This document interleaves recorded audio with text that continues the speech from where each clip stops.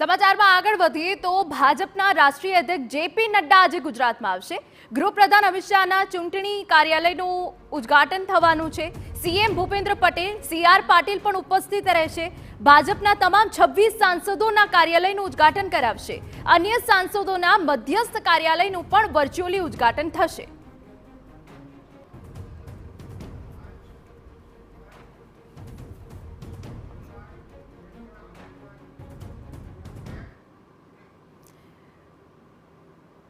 तो हमारा संवाददाता किंजल मिश्रा વધુ વિગત આપી રહ્યા છે।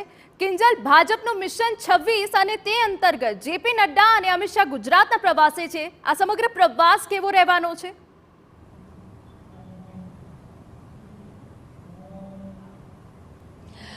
जी बिल्कुल कही शकाय कि भाजपे शंखनाद है ते करी दीधुं छे। जे रीते राम मंदिर एक अयोध्यानो तो माहोल है एने माहोलनी साथे साथे भाजप क्यांक ने क्यांक पोतानो जे 400+ वाળી आ वखते जे हुंकार भर्यो छे ते पूर्ण करवा मांगी रह्यो छे। ने ए ज कारण छे कि जो गुजरातनी वात करवामां आवे तो गुजरातने हमेशा राजकीय प्रयोगशाळा मानवामां आवती होय छे, त्यारे आ पहेली वखते प्रयोग थई रह्यो छे हिना के ज्यारे कोई पण सामान्य रीते ज्यारे पण चूंटणी होय छे लोकसभानी उमेदवारोना नामनी जाहेरात थई जती होय छे त्यारबाद मध्यस्थ कार्यालय है ते शरू करवामां आवता होय छे। आ वखते आप जुओ कि हजू चूंटणीनी जाहेरात नथी थई, उमेदवारोना चेहरानी जाहेरात नथी थई, परंतु तेनी पहेला चूंटणी कार्यालय है ते धमधमतुं करवामां आव्युं छे। आप हूँ तमने जे बतावी रही छुं ते केंद्रीय गृहमंत्री अमित शाहनुं जे लोकसभा संसदीय विस्तारनुं जे कार्यालय छे कि जे थलतेज खाते तैयार करवामां आव्युं छे। एक कही शकाय कि हाईटेक कार्यालय है ते बनाववामां आव्युं छे कि जेनुं आजे जेपी नड्डा उद्घाटन करवाना छे। उद्घाटन समये मुख्यप्रधान भूपेन्द्रभाई पटेल અને તેની સાથે ભાજપના પ્રદેશ પ્રમુખ સીઆર પાટીલ પણ અહીંયા ઉપસ્થિત રહેવાના છે।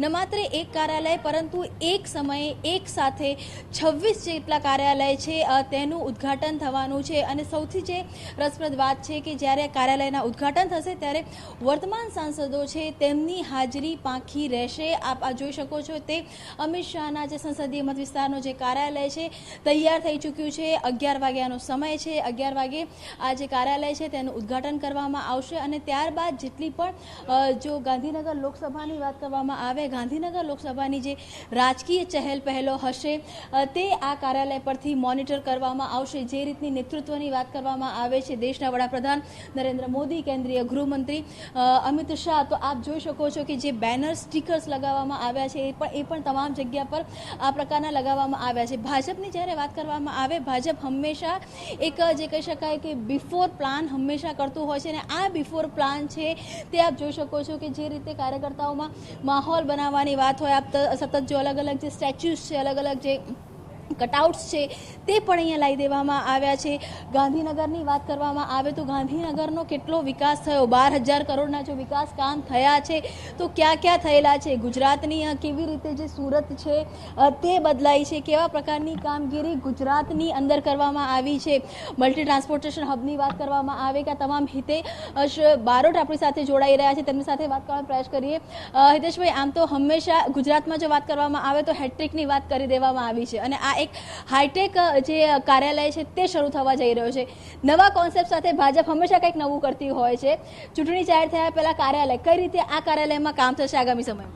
ભારતીય જનતા પાર્ટી હર હંમેશા ચૂંટણીમય જ રહેતી હોય છે અને ચૂંટણીમયની અંદર કેવું હોય કે જ્યારે કોઈ પણ ઉમેદવાર વગર ચૂંટણી કાર્યાલય ખુલતા હોય તો પાર્ટીના શિસ્ત પ્રમાણે પાર્ટીના કાર્યકર્તા દ્વારા ખોલવામાં આવતું હોય છે।